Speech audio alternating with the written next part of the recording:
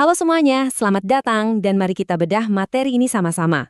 Hari ini kita bakal ngupas tuntas sesuatu yang kelihatannya simpel tapi aslinya magis banget, yaitu gimana sih kehidupan akuatik itu berlanjut.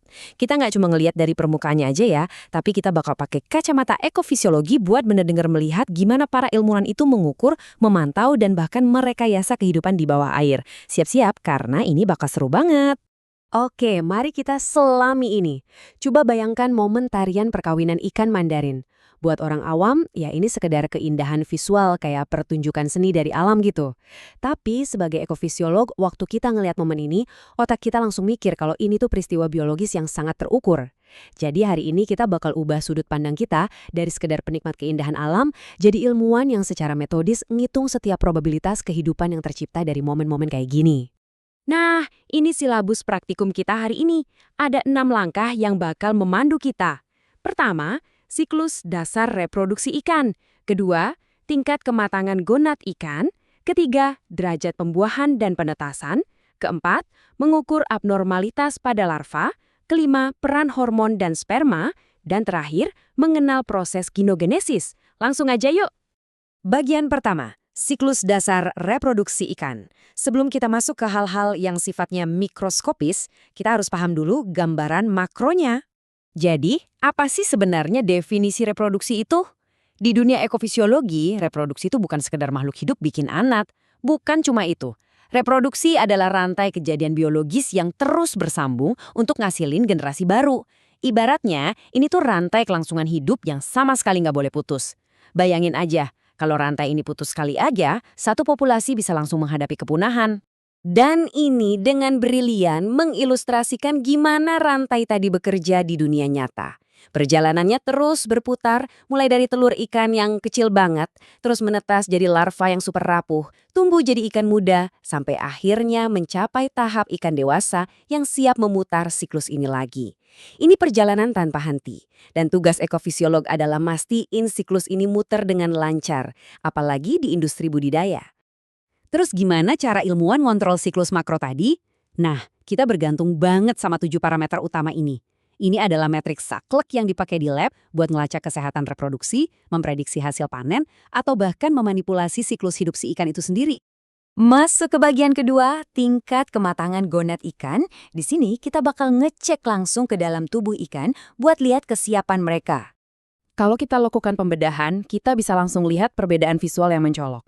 Ovarium ikan betina itu warnanya kekuningan karena penuh sama telur, sedangkan testis ikan jantan itu warnanya keputihan. Nah, membedah anatomi gonad ini fungsinya lebih dari sekedar nentuin jantan atau betina loh. Dari sini, ilmuwan bisa tahu umur ikannya, seberapa produktif mereka, dan pastinya status kesiapan reproduksi mereka di momen itu.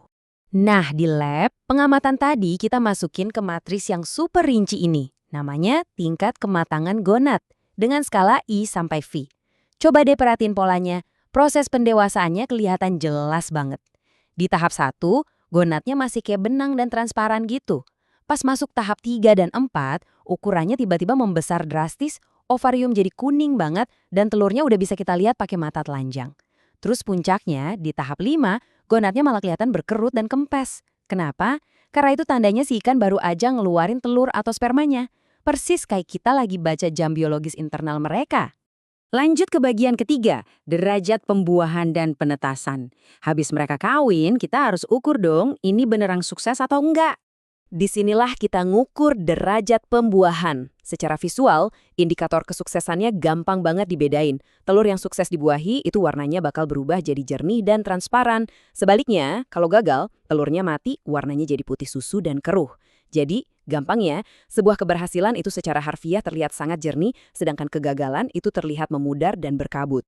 Nah, yang paling menarik dari sini adalah kita bisa lihat bukti visual nyata dari kehidupan baru.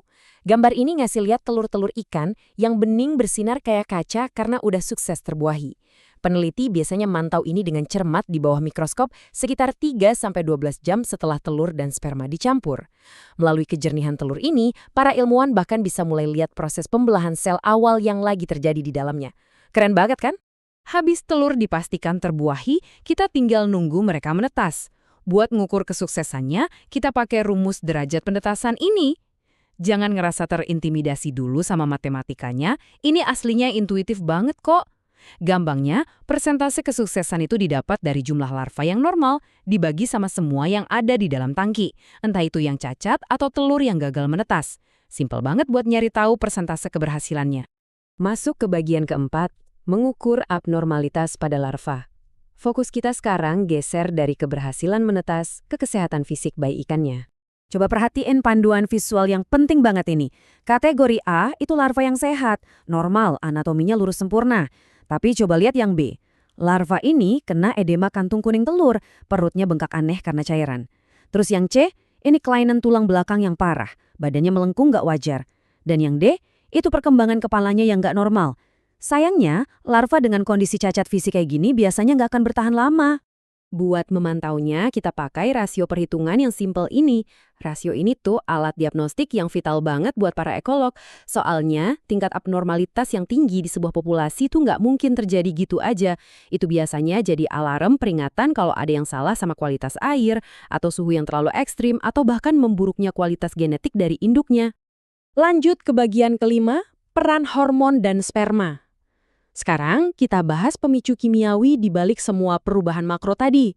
Jadi, poin krusialnya adalah semua siklus makro yang kita bahas tadi dikendalikan secara mutlak sama struktur kimia ini. Ikan tuh nggak berkembang biak cuma ngandelin insting aja. Kinerja mereka diatur sama sistem endokrin. Otak ngirim sinyal ke kelenjar pituitari, terus ngelepasin hormon-hormon kunci kayak estradiol, progesteron, dan testosteron. Hormon-hormon inilah yang jadi kurir pembawa pesan, jalan lewat darah, dan ngasih perintah mutlak ke gonad buat mulai produksi telur atau sperma.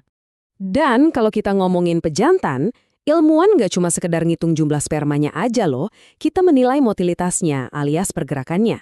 Kenapa? Karena cuma sperma yang geraknya cepat dan lurus yang mampu membuahi telur. Kalau spermanya lelet atau cuma diam sama sekali, mereka itu nggak bisa dipakai. Menilai pergerakan ini tuh benar-benar cara paling akurat buat ngeprediksi kekuatan daya buahi mereka. Dan sampailah kita di bagian terakhir, mengenal proses ginogenesis.